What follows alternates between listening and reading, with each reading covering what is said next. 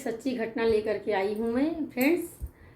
जैसा कि एक सेठ और एक नौकरानी के लिए क्या हो सकते हैं, इसी पर ये स्टोरी मैं लेकर के आई हूँ। तो चलिए स्टोरी को हम शुरू करते हैं। नमस्कार दोस्तों, अगर हमारे चैनल पर नए हैं तो प्लीज़ हमारे चैनल को सब्सक्राइब कर लीजिएगा। सब्सक्राइब करने के साथ ही बेल आइकन दबा लीजिएगा, जिससे कि हम जो भी नया वीडियो लेकर के आए उसका नोटिफिकेशन सबसे पहले आपको मिले। तो जैसा कि फ्रेंड्स, जैसा जो हम सेठ की बात कर रहे हैं, ये सेठ होते हैं मेरठ की। ये सच्ची घटना है फ्रेंड्स। पात्र का नाम मतलब कि जो सेठ होते हैं उनका नाम बदल दिया गया है। किसी की भावनाओं को ठेस पहुंचाने की कहानी नहीं है, इसलिए पात्र का नाम बदल दिया गया है। तो जो सेठ होते हैं, रतनलाल उनका नाम होता है।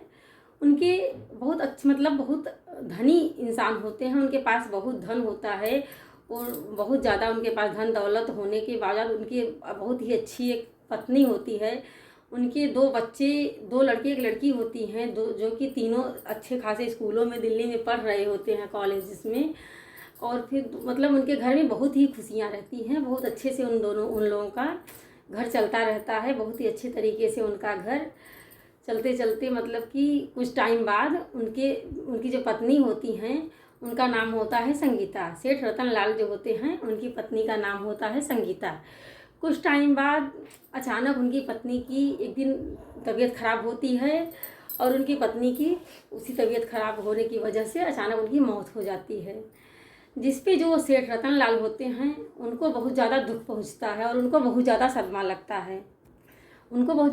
लगता है। जिसके कारण वो मतलब कि बहुत ज़्यादा दुखी रहते हैं। उनका कहीं काम में मन नहीं लगता है। वो हर एक जगह मतलब अकेले महसूस करते हैं। वो ना किसी से बात करते हैं ज़्यादा और ना ज़्यादा मतलब किसी के पास को उठते बैठते हैं। बस अपना काम, ऑफिस का काम और घर का काम जो जैसे रहता है चलता रहता है। चलाते चलाते कुछ टाइम उनका इसी तरीके से व्यतीत होता है और वो अपनी पत्नी की मृत्यु के कारण बहुत ज़्यादा दुखी होते हैं। उनका टाइम इसी तरीके से व्यतीत होता रहता है। जिसके टाइम मतलब कुछ टाइम बाद वो एक दिन ऑफिस में होते हैं अपनी, और उनका एक नौकर होता है रमेश।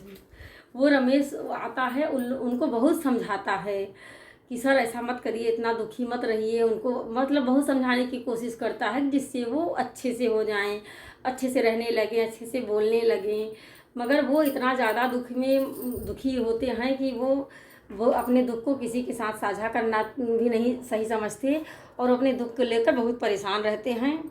जो ये रमेश होता है वो काफ़ी टाइम से उनके ऑफिस में, लगभग मतलब 20 साल से उनके ऑफिस में काम कर रहा होता है। बहुत ही विश्वास पात्र मतलब उनका नौकर होता है ये। और फिर वो उनको बहुत ज़्यादा समझाता बुझाता है, वो नहीं होते हैं। मगर एक दिन वो ऑफिस में बैठे रहते हैं और वो रमेश को बुलाते हैं कि रमेश उनके पास आता है। तब वो रमेश से कहते हैं कि रमेश, मैंने कभी नहीं सोचा था कि मैं मतलब इतनी जल्दी अकेला हो जाऊंगा। राधिका इतनी जल्दी, रमेश मतलब उन्होंने कभी नहीं सोचा था कि उनकी पत्नी जो संगीता हैं वो उनको इतनी जल्दी छोड़ करके चली जाएंगी। उन्होंने तो काफ़ी लंबे सपने देखे थे। वो बोलते हैं कि मतलब मैंने सोचा था कि मेरी पत्नी के साथ मैं कम से कम 60 साल तक, 70 साल तक तो रहूँगा और मतलब हम लोगों का अच्छे से टाइमिंग बीतेगा। और खूब मतलब मेरा तो भगवान के ऊपर से बिल्कुल ही विश्वास उठ गया है। मैं क्या करूं, मुझे कुछ भी समझ में नहीं आता है। तब उनका जो नौकर होता है रमेश, वो उनको काफ़ी समझाने की कोशिश करता है, काफ़ी समझाता है। रमेश समझाता है कि सेठ जब जिसका टाइम आता है तब तो वो जाता ही है। हर एक इंसान को एक ना एक दिन जाना ही है। आप इतने दुखी क्यों हैं? जब जिसका टाइम आएगा आप अपने बारे में सोचिए, अपने कारोबार के बारे में सोचिए, अपने बच्चों के बारे में सोचिए, उनका ध्यान दीजिए। आप मतलब इस सदमे से निकलने की कोशिश कीजिए। तब मतलब कि जो उनके सेठ होते हैं रतनलाल, वो बोलते हैं कि मतलब कि मेरा रमेश, मेरे बच्चे जो हैं वो मुझसे ज़्यादा समझदार हैं, मुझसे ज़्यादा पढ़े लिखे हैं, वो अपना अच्छे से जीवन व्यतीत कर लेंगे, इस चीज़ पर मुझे पूरा विश्वास है। और इस तरीके से वो मतलब रमेश भी खूब समझाता है कि इस दुनिया से सबको एक ना एक दिन जाना ही है। कोई यहाँ पे रहने के लिए नहीं आया है। जब जिसका टाइम आएगा तब वो इस दुनिया से ज़रूर चला जाएगा।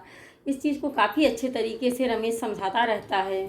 तो जो रमेश होते हैं वो काफ़ी समझाते हैं। समझाने के बाद सेठ जी को, फिर उसके बाद रमेश अपने काम में चले जाते हैं और सेठ जी वहीं बैठे होते हैं। फिर वहाँ से सेठ जी मतलब कि घर जाने के लिए निकल जाते हैं और ऐसे करके कुछ दिन बीतता रहता है। फिर रमेश को लगता है कि सेठ जी बहुत अकेले हैं और इसलिए रमेश घर में एक नौकरानी रखता है जो कि बहुत गरीब होती है, और वो मतलब कि उससे रमेश से काम के लिए बात करती है। तो रमेश उस नौकरानी को सेठ जी के घर पे काम करने के लिए रख देता है।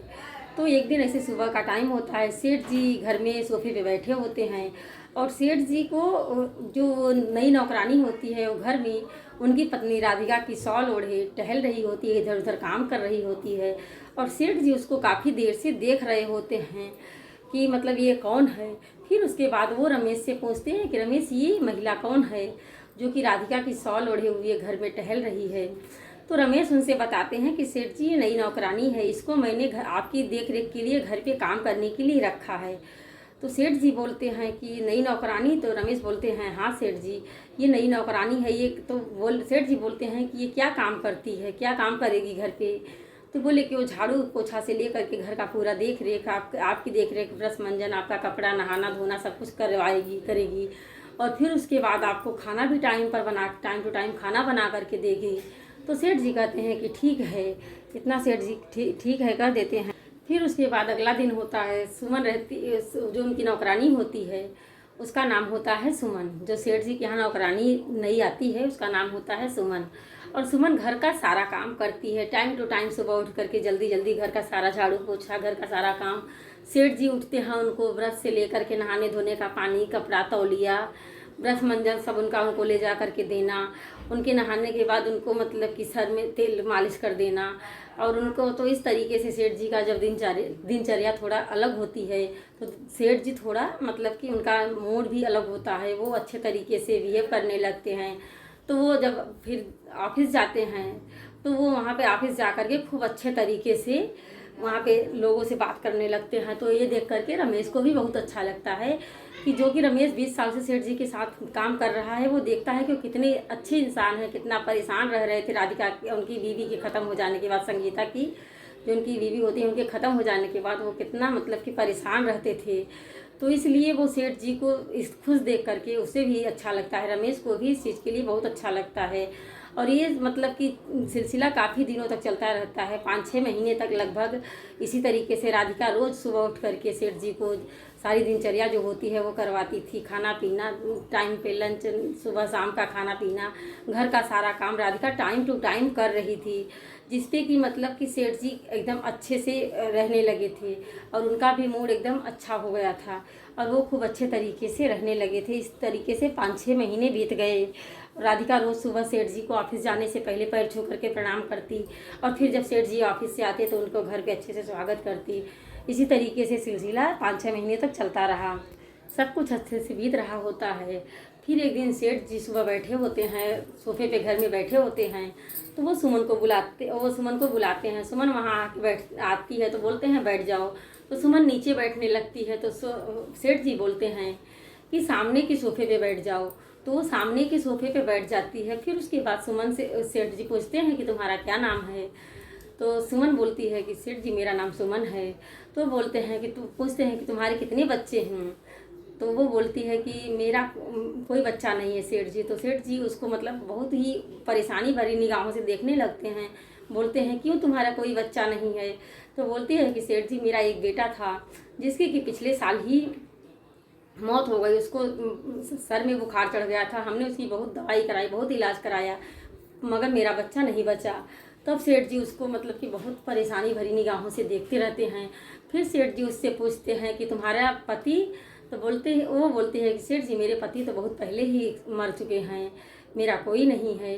तब फिर वो सेठ जी उसको बहुत ही परेशानी भरी निगाहों से देखते रहते हैं। और फिर सेठ जी उससे पूछते हैं, सुमन से सेठ जी पूछते हैं कि तुम ये घूंघट करके क्यों रखती हो? तो सुमन बोलती है कि सेठ जी मैं ये घूंघट इसलिए करके रखती हूँ क्योंकि जो लोग भी मुझे देखते हैं, मेरा मुंह देख लेते हैं, वो यही मेरे मुंह पे ही बोलते हैं कि किसका मुंह देख लिया। मतलब कि इसमें मेरा क्या दोष है कि मेरे हस्बैंड नहीं है, मेरा बच्चा मर गया, इसमें मेरा क्या दोष है? मगर दुनिया के लोग यही बोलते हैं, तो इसलिए मैं हर समय घूंघट करके रखती हूँ। तो सेठ जी ये सब सुन करके बहुत परेशान होते हैं। और फिर उसके बाद सेठ जी ने मतलब कि उसको समझाया, उसको दिलासा दी। फिर उसके बाद सेठ जी अपने कमरे में जा कर के सो जाते हैं। और सेठ जी तो पूरी तरीके से सुमन पर मतलब आश्रित हो जाते हैं सारा काम, क्योंकि सुमन ही उनका करती रहती है। फिर सेठ जी एक दिन, सुमन नहीं आती है दूसरे दिन घर पे, और फिर उसके बाद सेठ जी जब सुमन एक दो दिन नहीं आती है तो सेठ जी को परेशानी होने लगती है। फिर सेठ जी जाकर के जब ऑफिस पे जाते हैं तो वहाँ रमेश से बोलते हैं, रमेश क्या हुआ, सुमन आजकल नहीं आ रही है। तो फिर रमेश बताता है कि सेठ जी सुमन की तबीयत खराब है, उसको मतलब उसकी तबीयत बहुत ज़्यादा खराब है। तो सेठ जी ने जब सुन तो सुमन सेठ जी बोलते हैं कि तुमने पहले क्यों नहीं बताया कि सुमन की तबीयत खराब है, चलो हम उसको देख करके आते हैं। तो फिर सेठ जी रमेश से जब बोलते हैं तो रमेश उनको मना भी करता है कि सेठ जी आप कहाँ जाएंगे वहाँ बस्ती में। तो वो बोलते हैं कि नहीं, मुझे लेके चलो, मैं चलो उसको देख के आऊँ, उसको कुछ मदद की ज़रूरत हो मैं उसकी मदद कर दूँगा। तो फिर सेठ जी को लेकर के रमेश वहाँ पे जाता है, जो कि रमेश के बगल में ही उसका घर होता है। तो फिर वहाँ पे जब सेठ जी अपने मुंह पे रुमाल बांध करके जाते हैं और उसको देखने के वहाँ पे जाते हैं उसके घर पे, तो वहाँ पे भी उसका चेहरा सेठ जी नहीं देख पाते हैं, क्योंकि वो घूंघट करके ही रखती है। सेठ जी उसको सामने से देख नहीं पाते हैं। वहाँ जाते हैं उसको कुछ पैसे रुपए दे करके, और फिर उसके बाद सेठ जी वापस आते हैं अपने घर पे। और फिर कुछ दिन के बाद सुमन जब ठीक हो जाती है तो फिर वो 2-3 दिन के बाद काम करने के लिए आती है। तो सेठ जी उसको बोलते हैं कि इतना काम मत किया करो, अपना भी ध्यान दिया करो, अपनी सेहत का ध्यान दिया करो। और ऐसे मतलब फिर उसके बाद वो सर हिला करके चली जाती है। फिर उसके बाद कुछ दिनों के बाद तो जो सेठ जी के बच्चे दिल्ली में पढ़ रहे होते हैं वो वापस घर पे आते हैं, और वो नई नई नौकरानी को देखते हैं। तो फिर बोलते हैं कि मतलब कि पापा ये नई नई महिला कौन है जो कि घर पे सारा काम करती है, आपकी हर एक चीज़ों की देख रेख करती है, इतनी जिम्मेदारी से घर की सारी सुविधाएं मतलब आपकी पूरी करती है। फिर सेठ जी सारी बातें बताते हैं। बता देने के बाद बच्चे फिर मतलब कि उस बच्चे बोलते हैं कि पापा ये तो हमारी भी मतलब कि आपकी भी देख रेख इतना करती है, हमारी भी बहुत सेवा करती है, ये तो मम्मी जैसा एकदम काम करती हैं। तो सेठ जी बोलते हैं कि हाँ बेटा, ये बहुत ही अच्छी हैं, ये घर का पूरा काम करती हैं, मेरी भी बहुत देख रेख करती है, आप लोग कुछ दिन इनके साथ रहोगे तो फिर आपको लोगों को भी अच्छा लगने लगेगा।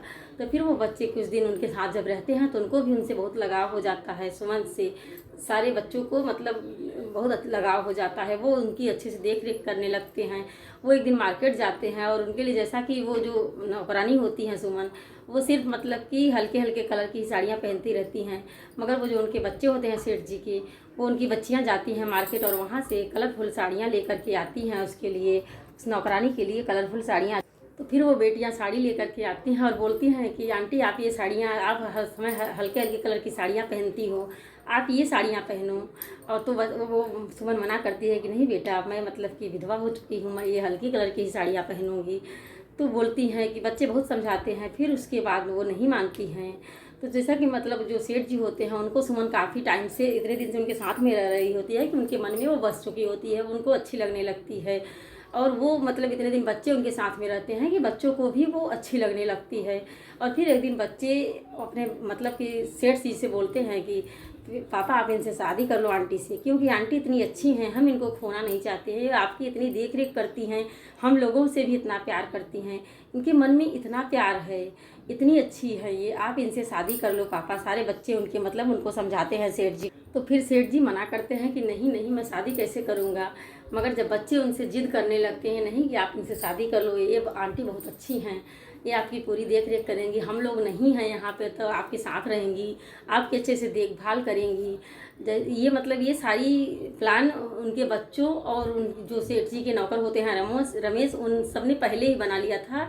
जब सेठ जी डिप्रेशन में रहते थे, बहुत ज़्यादा चिंता करते थे अपनी पत्नी के जाने के बाद, तभी उनके बच्चों ने और उनके नौकर ने ये प्लान बना करके रखा था कि कोई अच्छी आंटी मिल जाएंगी तो फिर उससे उनसे पापा की शादी करवा देंगे। फिर इस तरीके से उनके बच्चे जो होते हैं वो मतलब उनकी शादी करवा देते हैं। मतलब इस बहुत ही अच्छी ये कहानी होती है फ्रेंड्स, किस तरीके से बच्चे अपने पिता की देख रेख करने के लिए। और फिर उसके बाद सेठ जी की और सुमन की शादी करा दी जाती है। सुमन उसी जैसे शुरू में करती थी उसी तरीके से सेठ जी की और उनके बच्चों की देख रेख करती है, और बच्चों को भी माँ मिल जाती है और सेठ जी को भी जीवन साथी मिल जाता है, जो कि सेठ जी बहुत अकेले हो जाते हैं अपनी पत्नी की मौत के बाद। तो सेठ जी को भी जीवन साथी मिल जाती है और बच्चे भी अनाथ मतलब कि बिना माँ के होने से बच जाते हैं, और सेठ जी भी अपनी बीमारी से उभर आते हैं और उनकी अच्छी खासी ज़िंदगी फिर से शुरू हो जाती है। तो फ्रेंड्स, आपकी हमारी हमारी स्टोरी आपको अच्छी लगी हो तो प्लीज़ हमारे चैनल को सब्सक्राइब करिएगा और ज़्यादा से ज़्यादा सपोर्ट करिएगा। चलिए हम आगे एक और नए वीडियो में आपसे मिलेंगे, तब तक के लिए राधे राधे, जय श्री राम, जय माता दी।